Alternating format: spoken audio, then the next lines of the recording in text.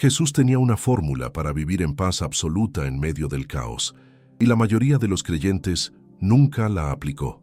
¿Quiere saber cuál es? Quédese, porque lo que descubrirá hoy va a cambiar su vida para siempre. Hubo un momento en la vida de Jesús en que el mundo entero parecía derrumbarse a su alrededor. Las multitudes lo buscaban, los fariseos lo acechaban, los discípulos no lo comprendían, y la cruz se acercaba con pasos inevitables. Y sin embargo, en medio de todo eso, él vivía en una paz que ningún hombre podía explicar. ¿Cómo lo hacía? ¿Cuál era su secreto? Esa pregunta me persiguió durante años, porque no buscaba una respuesta teológica fría, escrita en los márgenes de un libro. Buscaba algo que pudiera respirar, que pudiera tocar, que pudiera aplicar en los días en que el corazón pesa más que las palabras. Y fue justamente en las Escrituras donde encontré lo que Charles Spurgeon llamaba una de las verdades más transformadoras del Evangelio. Spurgeon, el príncipe de los predicadores, aquel hombre que llenaba el Metropolitan Tabernacle con miles de almas hambrientas semana tras semana, decía algo que se quedó grabado en mi corazón como con fuego. Él afirmaba que la paz de Cristo no era la ausencia de conflicto, sino la presencia de Dios en medio del conflicto. No era la calma de quien no tiene problemas, sino la serenidad de quien sabe a quién pertenece. Piense en eso por un momento. No una paz que depende de las circunstancias, no una tranquilidad que se rompe cada vez que el teléfono suena con una mala noticia, no esa frágil estabilidad que construimos sobre opiniones humanas, sobre estabilidad económica, sobre la salud de los seres queridos. Spurgeon hablaba de algo completamente diferente. Hablaba de una paz que guarda el corazón como un ejército guarda una ciudad, y Jesús mismo lo prometió con una claridad que no deja lugar a dudas. En Juan 14:27, el Señor dijo: «La paz os dejo, mi paz os doy. Yo no os la doy como el mundo la da. No se turbe vuestro corazón ni tenga miedo». Observe bien esas palabras. Jesús no dijo que el mundo desaparecería, no dijo que los problemas se irían. Dijo que la paz que Él entrega es diferente, en su naturaleza, en su origen y en su permanencia. Esa diferencia lo cambia todo, porque el mundo ofrece paz como si fuera un producto. Te dice que si tienes suficiente dinero encontrarás paz. Si tienes la familia perfecta, la salud ideal, la carrera exitosa, entonces finalmente podrás descansar. Pero todos los que hemos vivido lo suficiente sabemos que eso es una mentira. Los que tienen todo lo que el mundo considera necesario, muchas veces son los más atormentados. Spurgeon lo decía sin rodeos. El corazón humano fue hecho para Dios, y nada más puede llenarlo completamente. No la riqueza, no el reconocimiento, no el amor de una persona, aunque ese amor sea hermoso y verdadero. Solo Dios llena ese vacío que late en el centro del pecho humano.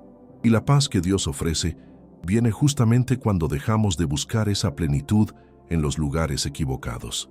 Hay una imagen en el Salmo 23 que siempre me conmueve profundamente. David dice: «En lugares de delicados pastos me hará descansar». No estaba hablando de una vida sin valles. Pocos versículos después, él mismo menciona el valle de sombra de muerte. Pero incluso allí hay una declaración que cambia todo. «No temeré mal alguno, porque tú estarás conmigo». Esa es la fórmula. No la fórmula de evitar el dolor, sino la fórmula de no enfrentarlo solo. Ahora bien, entender esto es una cosa, pero vivirlo es completamente otra. Y es justamente ahí donde muchas personas tropiezan. Saben la verdad con la mente, pero el corazón todavía tiembla. Conocen los versículos de memoria, pero en la madrugada, cuando el miedo llega sin avisar, esas palabras parecen quedarse lejos. ¿Por qué ocurre eso? ¿Por qué hay quienes aman a Dios con sinceridad, leen la Biblia con fidelidad, asisten a su iglesia con devoción y aún así viven con el corazón intranquilo? Esa es precisamente la pregunta que vamos a responder a lo largo de este mensaje. Vamos a recorrer juntos los fundamentos de lo que Jesús enseñó sobre la paz, no como un ideal inalcanzable, sino como una realidad viva, disponible para usted hoy, exactamente en el lugar donde se encuentra. Porque la fórmula secreta de Jesús no está escondida en algún libro antiguo al que pocos tienen acceso. Está en las páginas de la Escritura, esperando que la veamos con ojos nuevos. Y lo que descubriremos juntos tiene el poder de transformar no solo la forma en que usted piensa, sino la forma en que respira, descansa y confía en Dios cada día. Si este canal ha sido una fuente de refrigerio espiritual para usted, le invito a suscribirse ahora mismo para que ningún mensaje de estos le falte. Y si desea profundizar aún más en su vida de intimidad con Dios, tenemos algo especial preparado para usted. Nuestro ebook 21 días para restaurar tu intimidad con Dios está disponible en el primer comentario fijado de este video. Es una guía práctica y devocional que lo acompañará día a día en ese camino de regreso al corazón del Padre. El enlace está esperando por usted. Existe una razón muy concreta por la que tantas personas que aman a Dios viven sin paz. Y no es falta de fe, aunque muchos piensen eso. No es falta de oración, aunque la oración sea indispensable. Es algo más sutil, más profundo, más enraizado en la forma en que hemos aprendido a relacionarnos con Dios y con nosotros mismos. La mayoría de los creyentes trata la paz como si fuera una recompensa, como si Dios la entregara solo cuando uno ya ha demostrado ser suficientemente bueno, suficientemente fiel, suficientemente disciplinado. Y así, el corazón vive en un ciclo interminable. Busca la paz, no la encuentra, se siente culpable por no encontrarla, y esa culpa lo aleja aún más de la fuente de donde la paz verdaderamente brota. Es un ciclo agotador, y la raíz de ese agotamiento está en una comprensión equivocada del Evangelio. Jesús nunca dijo que la paz era para los que ya habían llegado. La dijo justamente para los que estaban en medio del camino, confundidos, cansados y llenos de preguntas. En Mateo 11:28, Él extiende una invitación que no tiene condiciones ocultas. Venid a mí, todos los que estáis trabajados y cargados, y yo os haré descansar. Observe quién está invitado: los trabajados, los cargados, no los que ya resolvieron todo, no los que ya alcanzaron algún nivel espiritual elevado, los que están agotados, los que cargan peso, exactamente como usted puede estar sintiéndose en este momento. El descanso que Jesús promete en ese versículo no es el descanso de quien se acuesta después de un día tranquilo, es el descanso de quien finalmente suelta una carga que no le pertenecía. Es la paz que viene cuando el alma deja de intentar resolver sola lo que solo Dios puede resolver. Hay una imagen muy poderosa que me ayuda a entender esto. Imagine a alguien cargando sobre sus hombros una maleta enorme, llena de preocupaciones, deudas, relaciones rotas, miedos sobre el futuro, vergüenzas del pasado. Esa persona lleva esa maleta a todos lados. La lleva a la iglesia, la lleva a la cama, la lleva en cada oración. Y aunque ora, aunque lee, aunque canta, la maleta sigue ahí, pesando en cada momento. ¿Por qué? Porque nadie le enseñó que la invitación de Jesús incluye soltar esa maleta, no aliviarla un poco, no reorganizarla mejor, soltarla, entregársela completamente a aquel que tiene poder para cargar con todo lo que nosotros no podemos. El Salmo 55:22 lo dice con una claridad que debería sacudir el corazón de cualquier persona creyente. Echa sobre el Señor tu carga, y Él te sustentará. No dejará para siempre caído al justo. Echa, no apoyes suavemente, no compartas a medias. Echa, lanza, entrega con todo el peso. Y aquí viene algo que muchas personas no perciben. Echar la carga sobre el Señor no es un acto de debilidad. Es el acto de mayor sabiduría que un ser humano puede practicar, porque significa que usted finalmente reconoció la diferencia entre lo que está en sus manos y lo que está en las manos de Dios. Esa diferencia es fundamental para vivir en paz, porque la ansiedad, en su raíz más profunda, nace justamente de intentar controlar lo que no podemos controlar. Queremos garantizar el futuro, pero el futuro no está en nuestras manos. Queremos proteger a las personas que amamos de todo dolor, pero no tenemos ese poder. Queremos que las circunstancias se acomoden a nuestros planes, pero las circunstancias tienen su propia vida. Y mientras seguimos intentando controlar lo que solo Dios puede manejar, la paz se escapa entre los dedos como agua. Filipenses 4, 6 y 7 trae una instrucción que parece simple en la superficie, pero es revolucionaria en su profundidad. Por nada estéis afanosos, sino sean conocidas vuestras peticiones delante de Dios en toda oración y ruego, con acción de gracias. Y la paz de Dios, que sobrepasa todo entendimiento, guardará vuestros corazones y vuestros pensamientos en Cristo Jesús. La paz de Dios sobrepasa todo entendimiento. Eso significa que no necesita entenderla para recibirla. No necesita explicar cómo funciona para experimentarla. No necesita que las circunstancias cambien para que ella llegue. Ella llega cuando el corazón se vuelve a Dios con sinceridad, presentando todo lo que pesa, con gratitud genuina, con confianza real. Esa es la clave que muchos pierden. La acción de gracias en medio de la tormenta, no la gratitud fingida de quien pretende estar bien cuando no está, sino la gratitud profunda de quien, aunque no entiende todo lo que está viviendo, confía en que Dios tiene el control de cada detalle. Esa confianza es la que abre la puerta por donde la paz entra, y es sobre esa confianza que vamos a profundizar a continuación. La confianza en Dios no es un sentimiento que aparece de repente en los días buenos. Es una decisión que se toma, muchas veces con el corazón temblando, en los días en que todo parece oscuro. Y esa decisión, tomada una y otra vez, va construyendo algo en el interior del alma que el mundo no puede destruir. Va construyendo una paz que permanece incluso cuando las circunstancias gritan lo contrario. Hay algo que necesitamos entender con mucha claridad. La confianza bíblica no es ingenuidad, no es pretender que los problemas no existen, no es sonreír forzadamente mientras el corazón sangra por dentro. La confianza bíblica es una postura del alma que dice: no entiendo todo lo que está pasando, pero sé en quién he creído. Pablo lo expresó de una manera que todavía me sacude cada vez que lo leo. En 2 Timoteo 1:12 él escribe: por lo cual asimismo padezco estas cosas, pero no me avergüenzo, porque yo sé a quién he creído, y estoy seguro que es poderoso para guardar mi depósito para aquel día. Pablo no decía que lo entendía todo, decía que sabía en quién confiaba.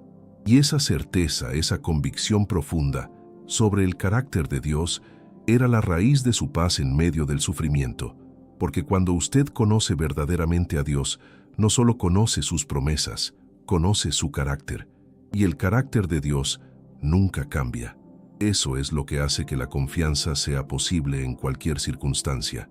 Piense en cómo Jesús dormía en la barca mientras la tormenta azotaba el mar de Galilea.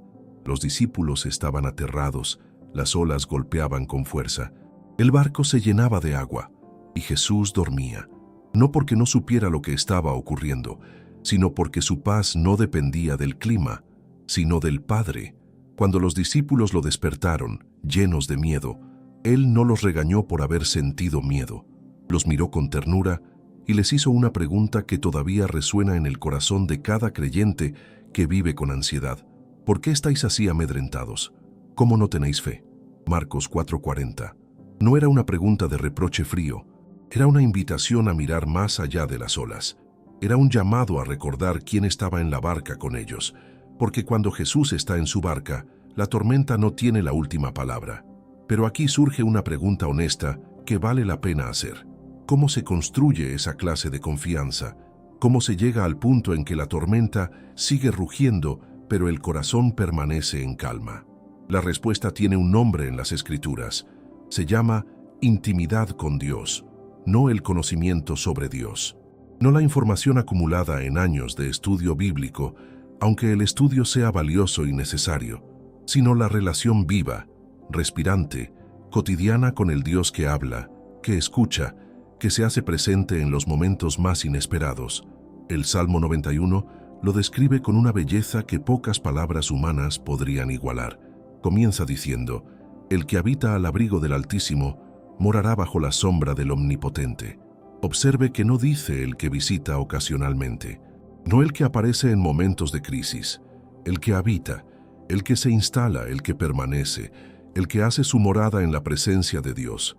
Ese es el secreto de la paz duradera, no las visitas esporádicas a Dios en los momentos de desesperación, sino la habitación permanente en su presencia, día tras día, conversación tras conversación, silencio tras silencio.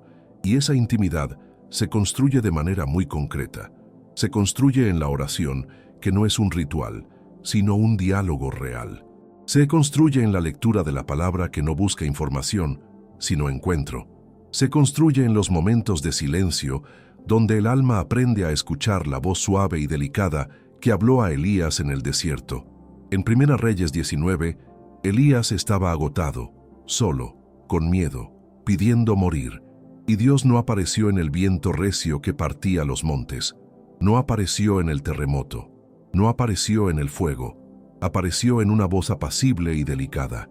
Esa voz sigue hablando hoy, pero para escucharla necesitamos aprender a silenciar el ruido que nos rodea, el ruido de las noticias, de las redes sociales, de las opiniones ajenas, de nuestros propios pensamientos acelerados.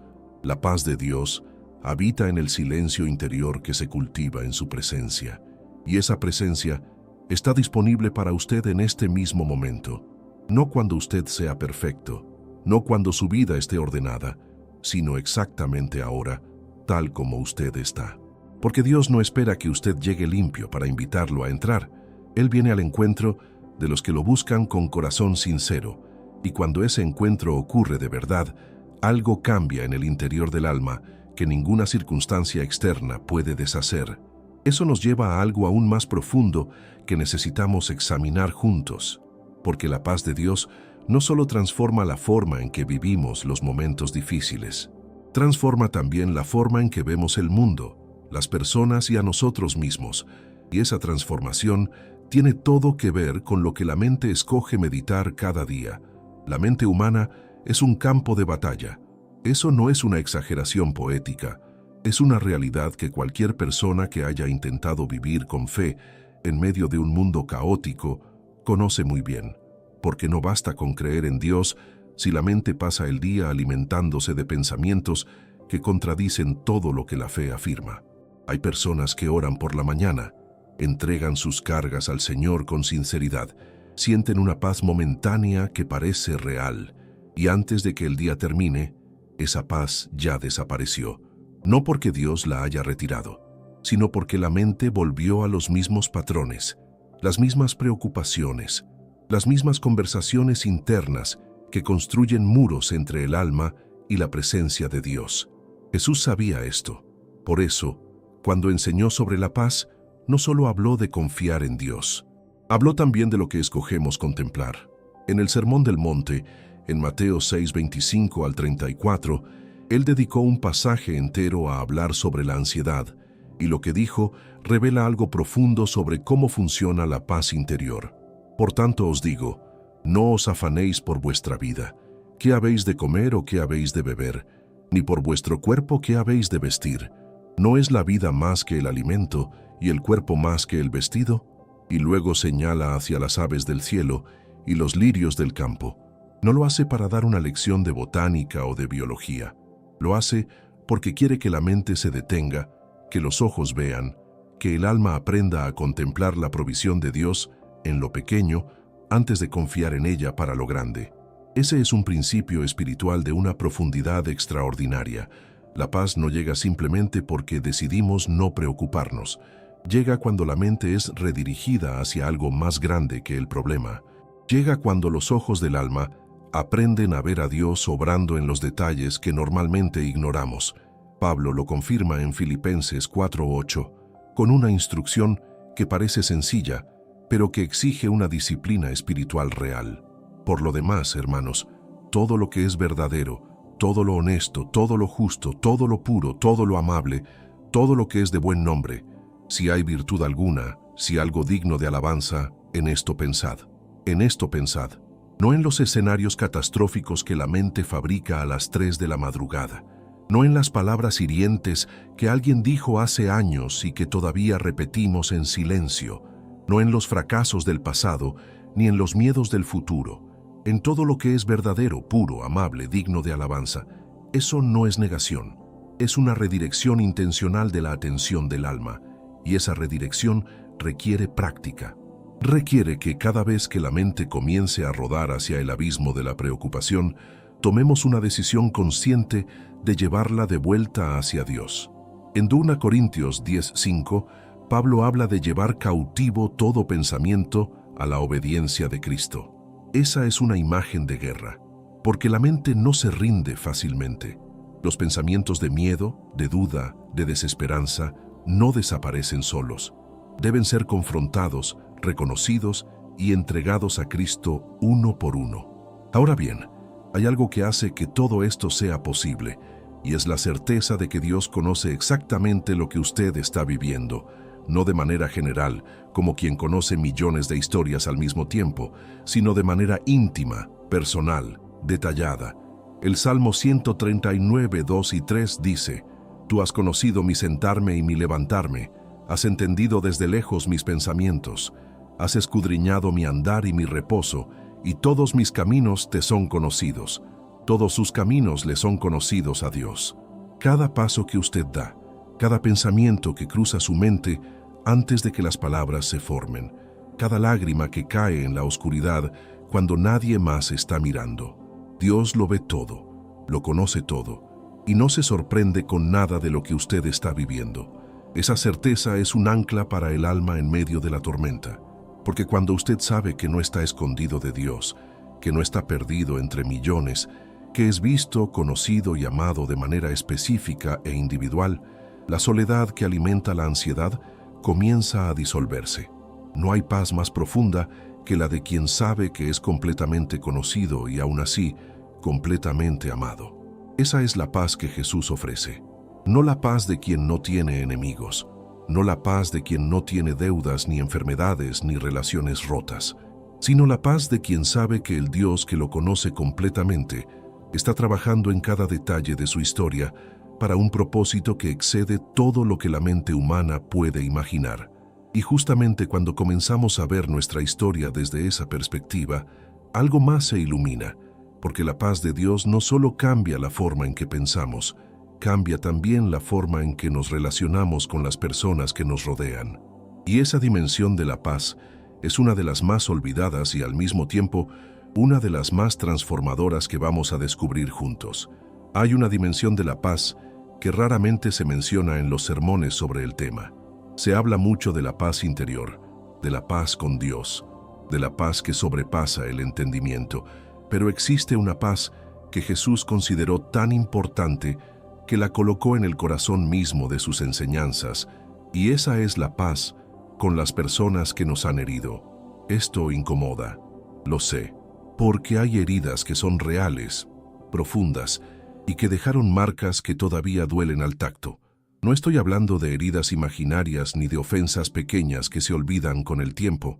Estoy hablando de traiciones verdaderas, de palabras que no debieron haberse dicho, de personas que debieron habernos protegido y no lo hicieron. Y sin embargo, Jesús dijo algo que no tiene vuelta atrás. En Mateo 5:9 declaró: Bienaventurados los pacificadores, porque ellos serán llamados hijos de Dios. Y en Mateo 6:14 y 15 fue aún más directo: Porque si perdonáis a los hombres sus ofensas, os perdonará también a vosotros vuestro Padre Celestial. Mas si no perdonáis a los hombres sus ofensas, tampoco vuestro Padre os perdonará vuestras ofensas. Esas palabras son difíciles de escuchar, pero son palabras de amor, no de castigo, porque Jesús sabía algo que la psicología moderna tardó siglos en confirmar. La falta de perdón no lastima al que ofendió, lastima al que guarda la ofensa. Cuando usted carga con la amargura de una herida sin perdonar, es usted quien lleva ese peso en el pecho cada mañana. Es usted quien revive la escena con detalle doloroso cuando intenta dormir. Es usted quien ve el rostro de ese alguien en momentos que deberían ser de paz. El que hirió en muchos casos ni siquiera recuerda lo que hizo, o vive como si nada hubiera pasado, mientras usted carga con el peso que esa persona dejó atrás. El perdón no es un regalo que usted le da a quien lo hirió. Es un regalo que usted se da a sí mismo. Es la decisión de soltar una cadena que lo ata al pasado y le impide vivir plenamente en el presente. Y hay algo más que necesitamos entender sobre el perdón. Perdonar no significa pretender que lo que ocurrió estuvo bien. No significa restaurar una relación que fue tóxica o peligrosa. No significa olvidar, porque la memoria no funciona así y Dios no nos pide lo imposible. Significa soltar el derecho a la venganza. Significa entregarle a Dios la deuda que esa persona tiene con usted y confiar en que Él es el juez perfecto de toda injusticia. Romanos 12:19 lo dice con una autoridad que calma el corazón que clama por justicia. No os venguéis vosotros mismos, amados míos, sino dejad lugar a la ira de Dios, porque escrito está: mía es la venganza, yo pagaré, dice el Señor. Cuando usted suelta la venganza, no está renunciando a la justicia. Está colocando la justicia en manos de quien puede ejercerla perfectamente. Y en ese acto de soltar, algo extraordinario ocurre en el interior del alma. Un espacio que estaba ocupado por la amargura comienza a llenarse de algo diferente, de alivio, de ligereza, de una paz que usted no sabía que era posible sentir mientras aquella herida todavía existía. Jesús mismo vivió esto de la manera más radical que cualquier ser humano podría imaginar.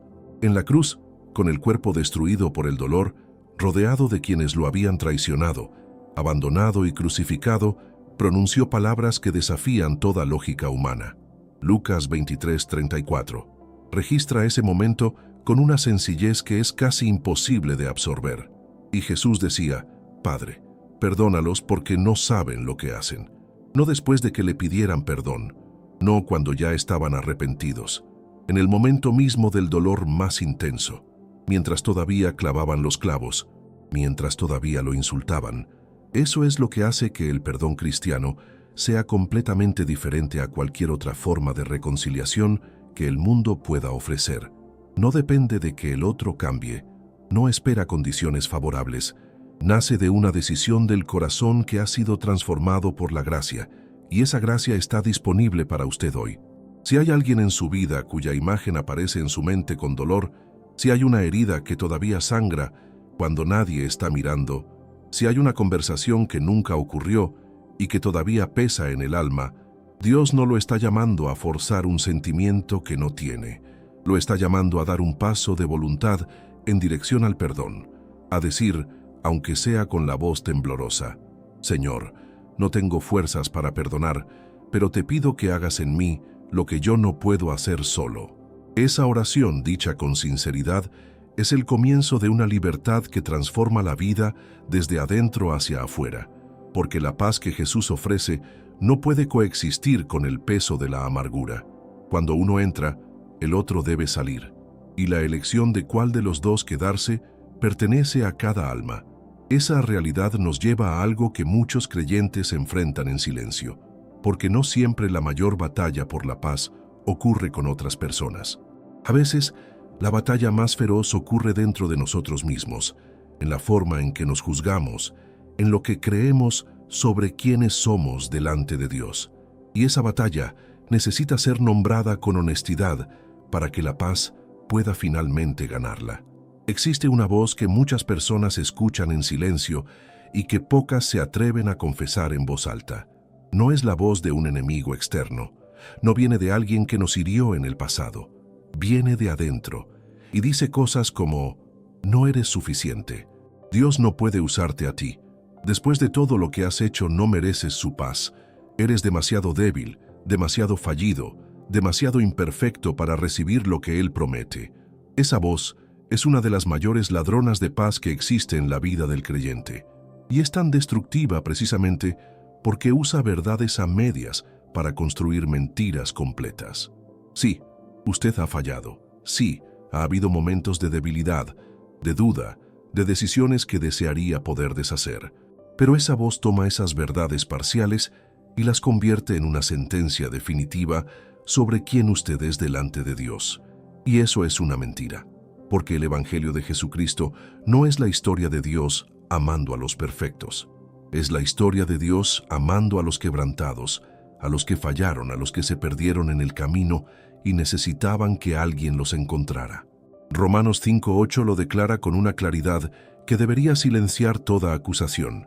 Mas Dios muestra su amor para con nosotros en que, siendo aún pecadores, Cristo murió por nosotros, siendo aún pecadores, no después de que lo merecieran, no cuando ya estaban limpios y listos.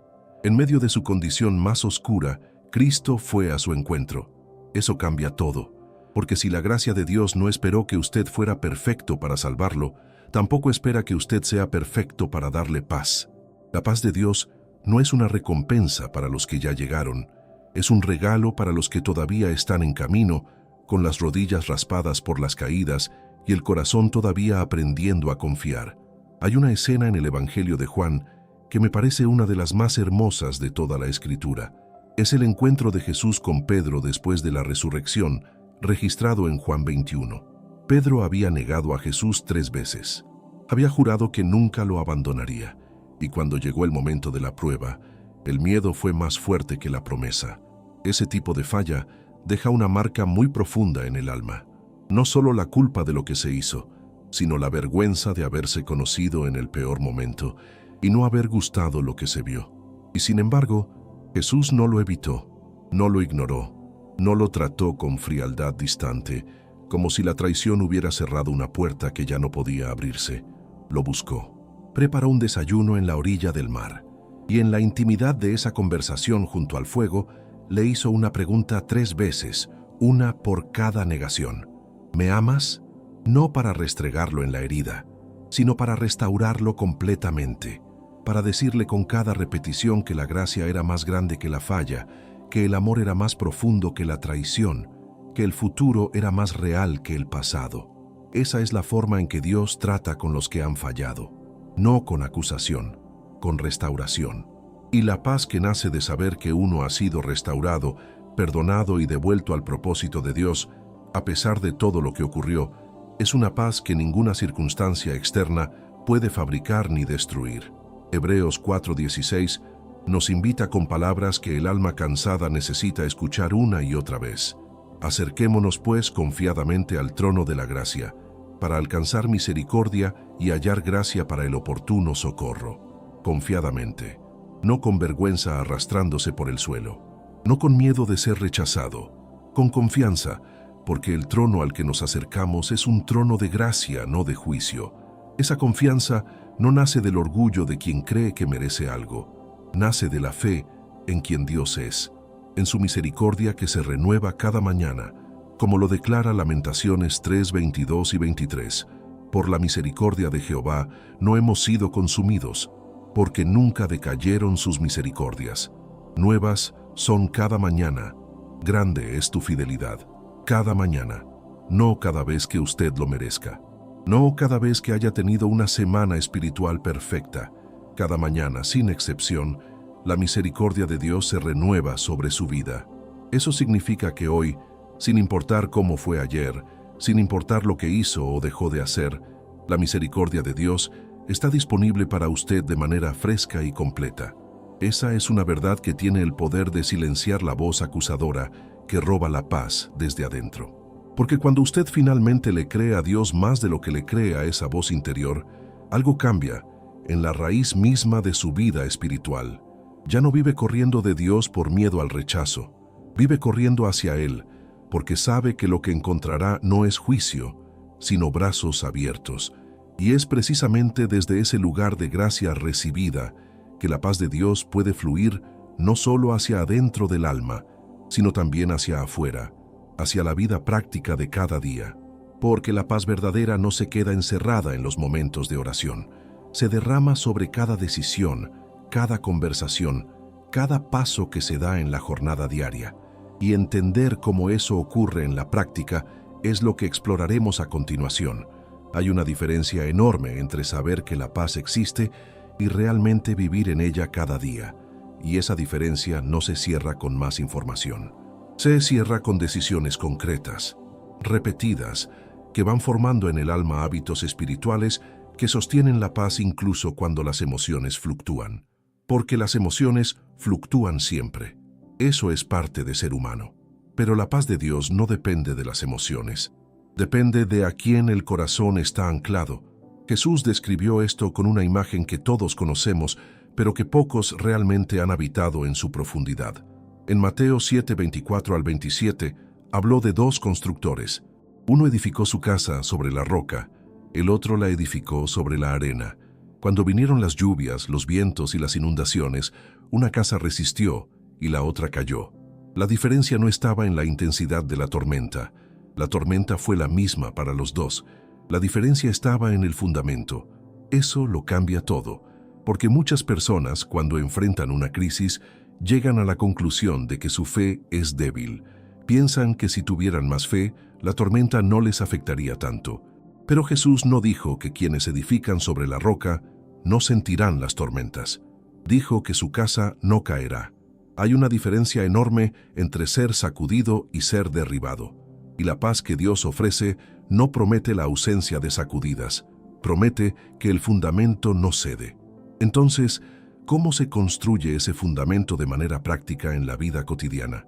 La primera decisión es comenzar cada día desde la presencia de Dios, no desde la lista de problemas. Hay una razón por la que el Salmo 5:3 dice: «Oh Señor, de mañana oirás mi voz, de mañana me presentaré delante de ti y esperaré». La mañana es el momento en que el alma todavía está más silenciosa, antes de que el mundo comience a gritar sus exigencias. Es el momento en que la voz de Dios puede ser escuchada con más claridad. Y cuando el día comienza desde ese lugar, desde esa conversación silenciosa con el Padre, algo se ordena en el interior que ninguna agenda puede organizar. La segunda decisión es cultivar la gratitud como una práctica diaria, no como un sentimiento ocasional. La gratitud no espera que las circunstancias sean perfectas para aparecer. La gratitud es la decisión de ver la mano de Dios en los detalles pequeños que normalmente pasan desapercibidos. El Salmo 104 invita: «Entrad por sus puertas con acción de gracias, por sus atrios con alabanza». La entrada a la presencia de Dios está pavimentada con gratitud. Y cada vez que usted escoge ver lo que Dios ha hecho, en lugar de solo ver lo que falta, la puerta de esa presencia se abre con más facilidad. La tercera decisión es rodear el corazón de comunidad genuina. Dios no diseñó al ser humano para vivir la fe en aislamiento. Eclesiastés 4:9 y 10 lo dice con una claridad que debería sacudir al que insiste en caminar solo. Mejores son dos que uno, porque tienen mejor paga de su trabajo. Porque si cayeren, el uno levantará a su compañero, pero hay del solo que cuando cayere, no habrá segundo que lo levante. Hay una paz que solo se experimenta en comunidad, la paz de ser conocido, de ser visto en los momentos de debilidad y ser sostenido por manos que nos sueltan. Esa dimensión de la paz no puede ser reemplazada por ninguna disciplina individual, por muy sincera que sea. La cuarta decisión es aprender a soltar el control del futuro de manera diaria, no solo en momentos de crisis. Santiago 4:13 al 15 habla de quienes hacen planes sin considerar a Dios y concluye con una frase que debería ser el filtro de toda planificación humana. En lugar de lo cual deberíais decir: si el Señor quiere, viviremos y haremos esto o aquello.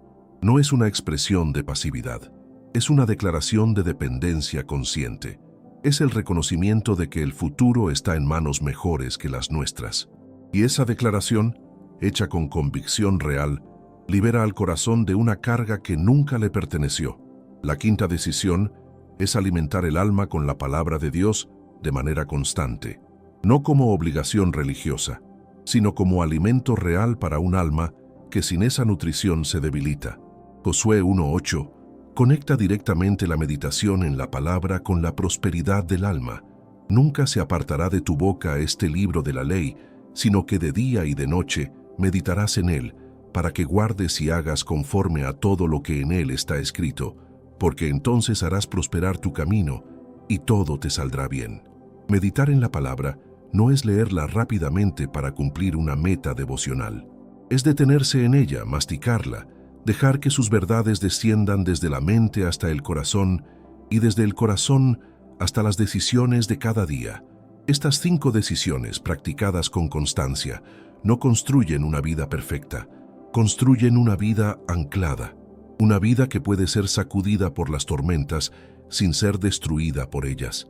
Una vida en la que la paz de Dios no es un estado de ánimo pasajero, sino una realidad que permanece porque está edificada sobre el único fundamento que ninguna tormenta puede mover.